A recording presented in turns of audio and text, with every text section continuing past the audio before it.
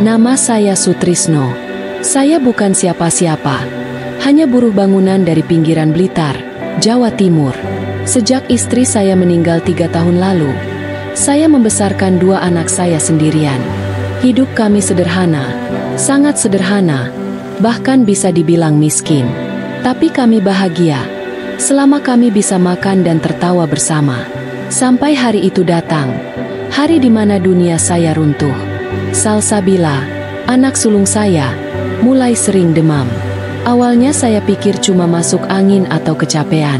Tapi lama-lama, tubuhnya lemas, wajahnya pucat, dan kulitnya memar-memar padahal tidak terbentur. Saya bawa dia ke puskesmas, lalu dirujuk ke rumah sakit besar. Saya ingat betul wajah dokter itu, serius dan penuh empati. Pak Sutrisno, anak Bapak menderita leukemia, sudah masuk stadium 3. Saya tak paham banyak soal istilah medis, tapi kata leukemia saja sudah membuat lutut saya lemas. Itu kanker darah. Penyakit yang cuma saya dengar dari televisi, tapi tak pernah saya bayangkan akan mampir ke rumah saya. Saya lihat Salsabila terbaring di ranjang rumah sakit. Wajahnya pucat, rambutnya mulai rontok, tapi dia masih bisa tersenyum melihat saya. Ayah, jangan sedih ya. Bila sakit, berarti Allah sayang.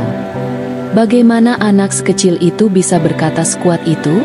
Hati saya hancur. Saya tahu pengobatannya mahal. Sangat mahal, ratusan juta.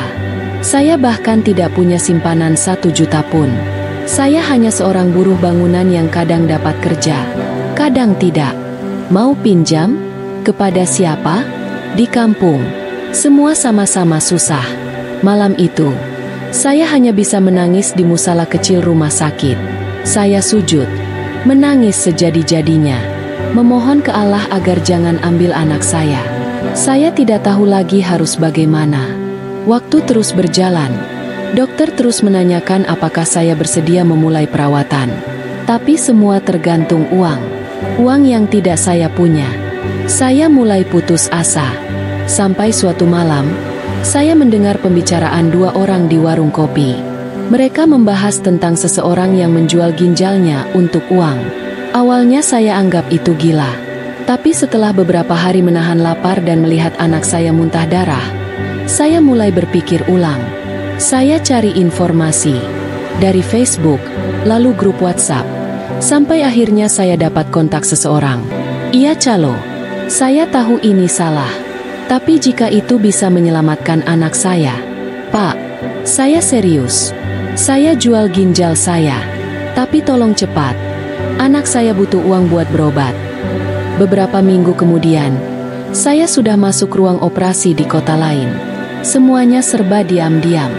Tak ada surat resmi. Tapi saya tak peduli. Saya hanya berpikir satu. Nyawa anak saya harus selamat. Setelah operasi, saya diberi uang tunai 90 juta rupiah. Tubuh saya sakit, tapi hati saya sedikit lega. Saya kembali ke rumah sakit dengan harapan penuh. Namun harapan itu langsung pupus. Dokter hanya menggeleng setelah melihat jumlah uang itu. Pak Sutrisno, ini belum cukup bahkan untuk kemoterapi 6 bulan pertama. Saya terdiam. Dunia kembali runtuh. Ginjal saya sudah tak ada 1. Tapi nyawa anak saya masih di ujung tanduk. Saya menangis di lorong rumah sakit. Tidak tahu lagi harus kemana. Tidak ada lagi yang bisa saya jual. Tidak ada lagi jalan. Atau mungkin masih ada satu jalan yang tak saya duga. Harapan dari seberang negara. Hari-hari setelah penolakan di rumah sakit itu menjadi masa tergelap dalam hidup saya. Salsabila semakin lemah. Nafasnya pendek-pendek. Dan setiap malam ia muntah darah atau merintih karena tulangnya nyeri luar biasa. Saya hanya bisa mengelus kepala kecilnya sambil menahan air mata. Saya tidak ingin ia melihat saya putus asa.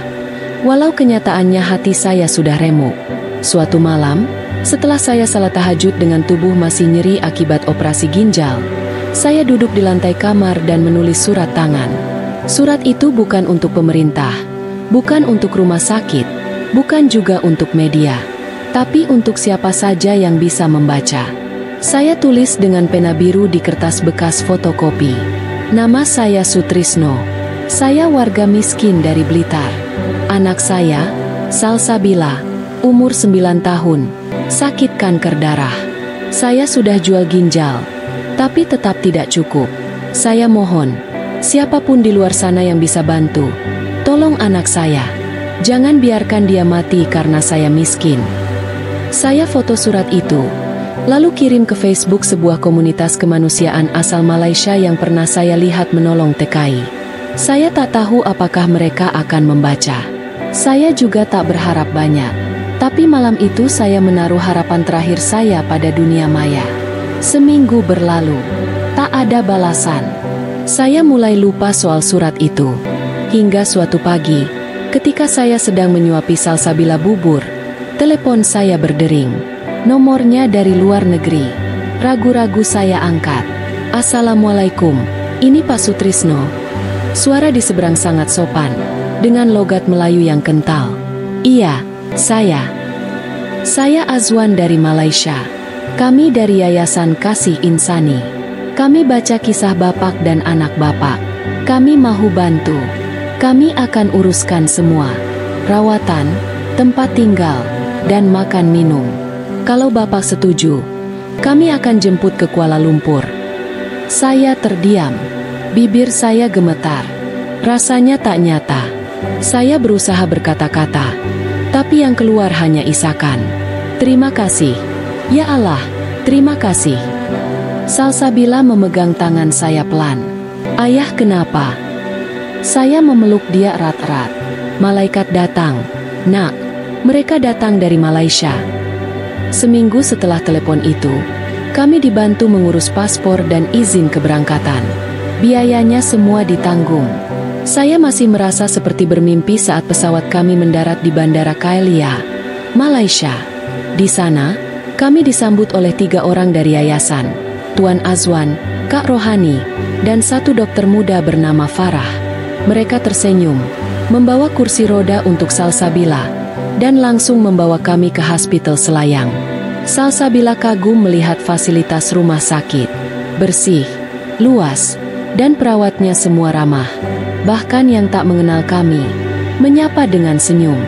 Anak encik manis ya, kami akan jaga dia, kata seorang suster berkerudung sambil mengelus pipi Salsabila.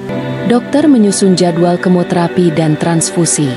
Semua biaya ditanggung oleh program bantuan pemerintah Malaysia yang bekerja sama dengan Yayasan Kemanusiaan. Saya tidak diminta sepeser pun. Bahkan kami diberikan flat kecil sebagai tempat tinggal sementara, lengkap dengan dapur, kipas angin, dan perlengkapan mandi.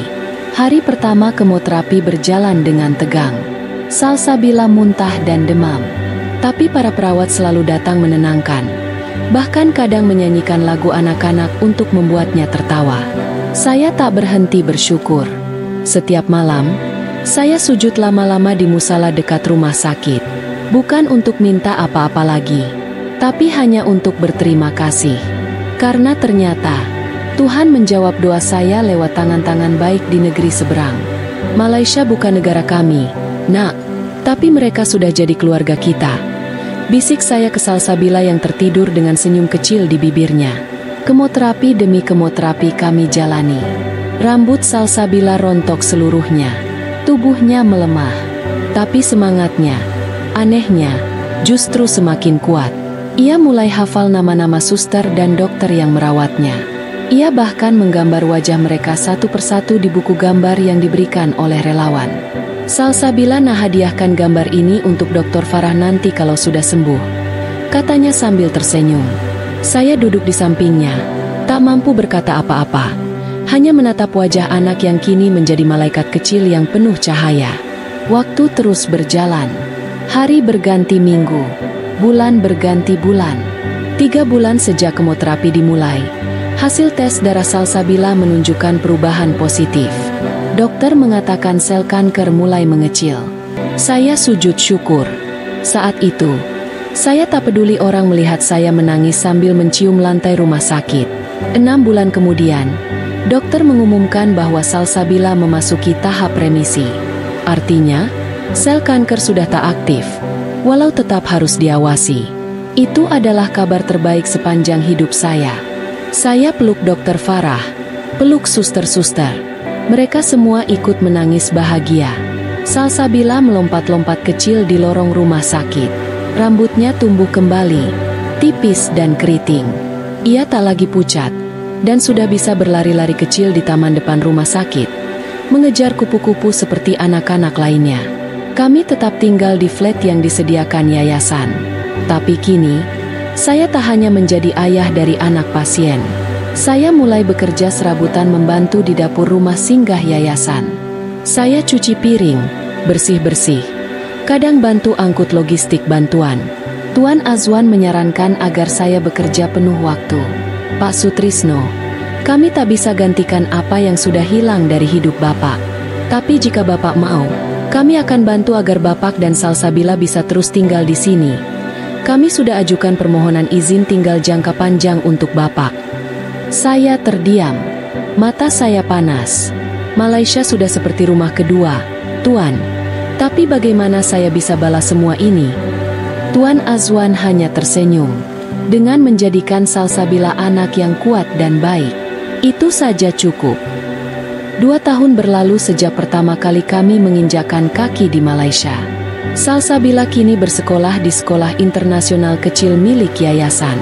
Ia pandai sekali bahasa Inggris dan mulai belajar bahasa Melayu. Ia bercita-cita menjadi dokter seperti Dr. Farah. Dan saya tetap bekerja di yayasan. Kini dipercaya menjadi koordinator logistik untuk bantuan pasien anak dari berbagai negara, termasuk dari Indonesia. Saya tahu bagaimana rasanya tak punya apa-apa. Dan sekarang, saya ingin jadi bagian dari jawaban doa orang lain. Terima kasih, Malaysia. Tak semua kisah sedih berakhir duka.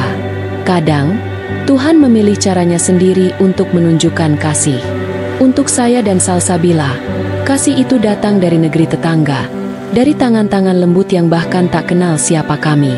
Saya mungkin kehilangan ginjal, tapi saya dapatkan nyawa anak saya kembali. Dan bukan hanya itu, saya juga mendapatkan keluarga baru, negara kedua, dan hidup yang baru. Semua karena hati-hati baik di Malaysia. Terima kasih, Malaysia. Kau bukan hanya menyelamatkan anakku, kau menyelamatkan hidupku juga.